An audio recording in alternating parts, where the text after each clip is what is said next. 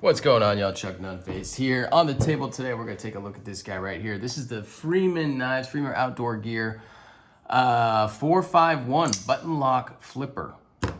Pretty cool offering from Freeman Outdoor Gear. I am not the hugest fan of button locks, and we'll touch on the performance of this one a little bit during the review. But this one I like. It's a nice knife overall. It definitely is kind of a beast. Big, not too chunky, but full slabs of titanium. This one has a magna cut blade, as you can see right there, and that interesting scalloped grind. That's probably likely done in a CNC mill and then finished. Then the secondary bevel's finished on a typical traditional grinder there. But yeah, we'll go into some specs right here. This one does have a 3.7-inch blade, so it's gonna be a little on the larger side for some folks. But yeah, 3.7-inch blade, and it's gonna be about 8.5, almost 9 inches overall, really, in its overall length. And it's not too light either, weighing in about 6.5 ounces. So it does have some milling on the internals right there, but it is 2 slabs of TI and a big old blade. And so, yeah, it's definitely going to have some weight and some heft to it, but it feels real substantial in the hand, which is nice.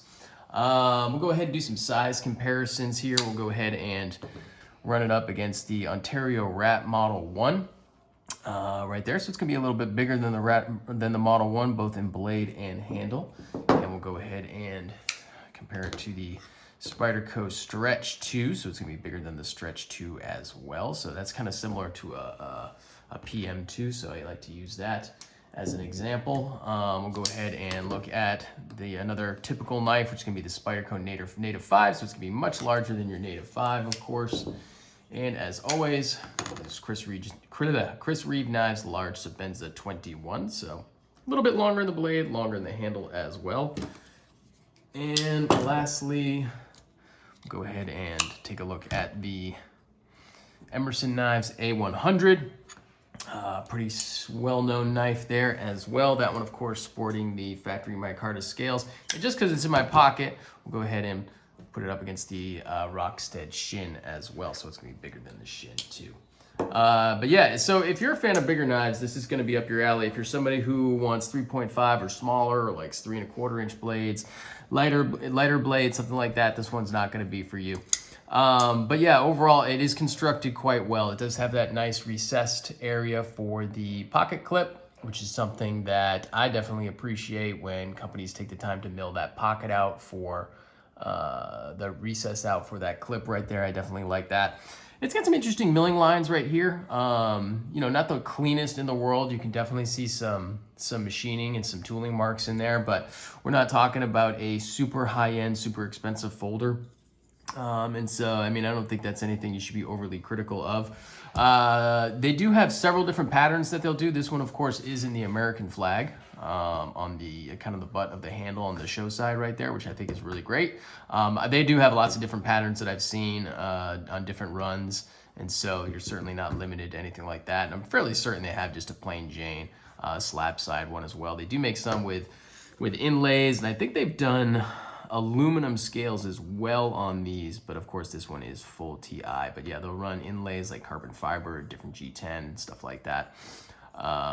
Different blade steels as well. I know I think they've done in their early runs just CPM D2. They've done S45. This one, of course, as you can see, is magna cut and blazoned across the blade right there, as well as the Freeman logo, really prominent there as well. So, not a huge fan of that, to be perfectly honest. I don't like that billboarding of the brand or the steel right there. I think it's kind of gaudy. It's really unnecessary. I like something, a little bit smaller as far as branding goes. Spyderco right there. Some people even say that that's going to be too much. If I can get my camera to focus, I disagree with that. I don't think that's bad at all. But, that Freeman logo is certainly very prominent, as well as the steel choice is very, very prominent as well. So yeah, you may not bother you at all, but for me, I would prefer it wasn't like that. It can be deployed, of course, by the flipper tab. It can also be deployed by, doing it a middle finger flick. I don't think I've tried, but you can probably, yep, you can do it with a thumb flick as well. And of course, if you want to do it with the button lock, you can just kind of whip it open, just like that. The action's really nice on this. Very free falling. Button lock drops it very simply. It is very secure as well. There's no shake, no wobble, anything like that. This is bank vault solid on this. So, not a huge fan of button locks in general. I know a lot of people like them.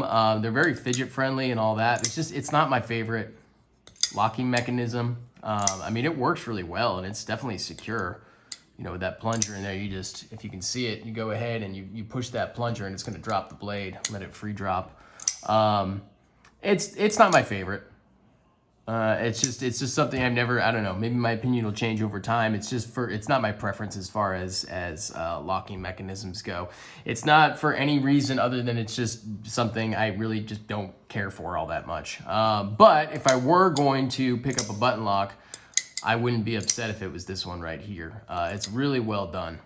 Like I say, it's rock solid. No issues there. I mean, you could definitely do whatever you want to do with this knife. And not really, I don't think you'd really have any sort of sense that it was gonna fail on you, anything like that. Ergos are good. Nothing as far as hot spots go as far as this is. I mean, that finger weld is very prominent. You may not like that, but it's nicely chamfered. The jimping is good. It's not offensive in any way. Pretty effective right there. For my hands, I don't have really huge hands. My finger tends to kind of wrap right there and stick right there as far as, you know, my natural grip. I mean, it can be adjusted. So maybe this isn't ideal grip for me, but if you had larger hands, it would probably be a little bit better for you. But I mean, it wouldn't stop me from getting this knife if I really wanted to get one. This, of course, is on loan from my friend Satu Dave. He's let me check it out for a couple of weeks. So once this review is done, I'm going to go ahead and get it in the mail and ship it back to him. But yes, Satu Dave. Dave, I do appreciate you letting me check it out. Other than that, that's probably going to wrap it up. These come and go as far as availability is concerned. They're not always available at sites. They do drop. So it's going to be typical, you know, like your Curtis knives or, I mean, really any of the semi-custom, semi-production, semi-mid-tech, whatever you want to call it, makers out there. They're not going to be constantly available. It's just when a run is done, they'll be available at retailers, and I think directly from Freeman Outdoor as well. But yeah, that's going to pretty much do it for me. If you haven't done so already, go ahead and click that little button and subscribe to the channel. I definitely appreciate it. Turn on those alerts so you're aware of when new content is about to drop. Leave a comment. Let me know what you think about this knife, or if you've had any experience with this or button locks in general. You know what you think about this.